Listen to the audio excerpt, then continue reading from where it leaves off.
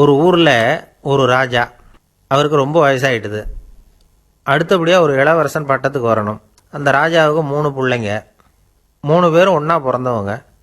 அதனால் 3 பேருக்கும் ஒரே வயசு. முன்ன பின்ன பிறந்திருந்தா மூத்த மகனுக்கு அரச பதவியை கொடுத்துடலாம். இங்கே 3 பேருக்கும் ஒரே வயசுங்கிறதுனால யார் ராஜாவாக வர்றதுங்கிறதுல பிரச்சனை வந்துட்டுது. குதிரை ஏற்றம், வில்வித்தை, இப்படி பார்த்தாலும் எல்லாருக்கும் ஒரே மாதிரியான திறமை. இந்த 3 பேரில் யார் சிறந்தவன் அப்படின்னு கண்டுபிடிக்கணும். எப்படி கண்டுபிடிக்கிறது? ராஜா யோசனை பண்ணார்.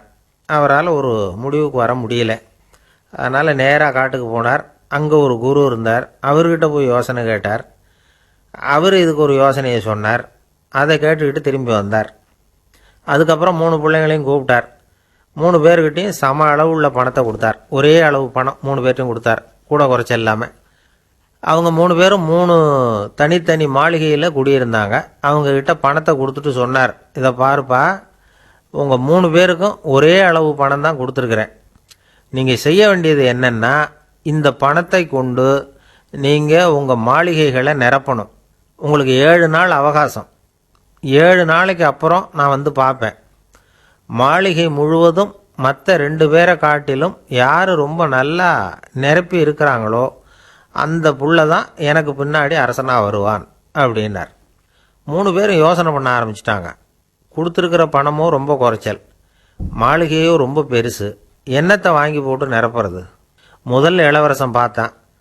நேராக குப்பை அள்ளுற இடத்துக்கு போனான். இனிமேல் ஊருக்கு வெளியில் கொண்டுட்டு போய் கொட்டுற குப்பை வண்டியெல்லாம் என்னுடைய மாளிகைக்கு வரணும், அங்கே குப்பையை கொட்டணும் அப்படின்னு உத்தரவு போட்டான்.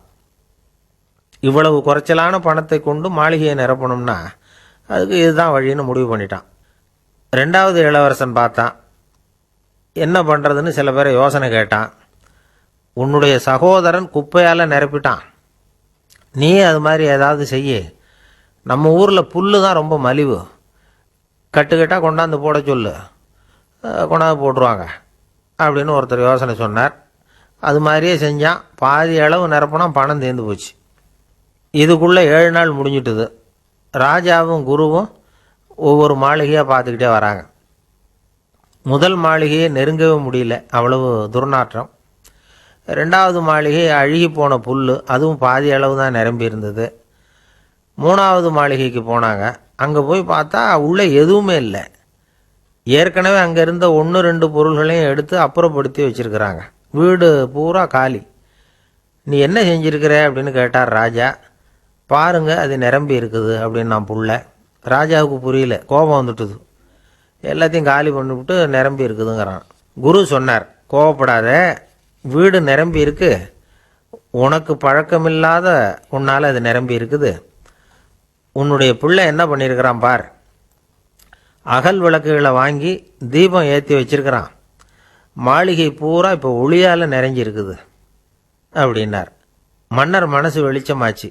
இந்த மகனையே இளவரசன் ஆக்கினாராம். அதான் இந்த காலத்து வாரிசுகள்லாம் எப்படி இருக்கிறாங்கன்னா, ஒரு பையன் ஒரு வேலையும் செய்யாமல் சோம்பேறித்தனமாக ஈசி சேரில் கால் மேலே காலை போட்டுக்கிட்டு படுத்து கிடக்கிறான். அப்பா புத்தி சொல்ல ஆரம்பித்தாராம், இப்படி இருந்தால் எப்படிறா, மற்றவங்க மாதிரி சுறுசுறுப்பாக இருக்க வேணாமா அப்படின்னாராம்.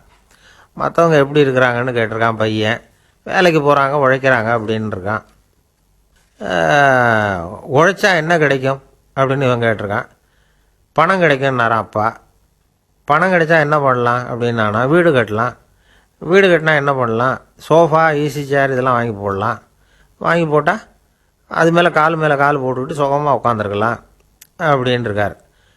இப்போவே நான் அதை தானே பண்ணிகிட்ருக்கிறேன் அப்படின்னு நானும் பையன்.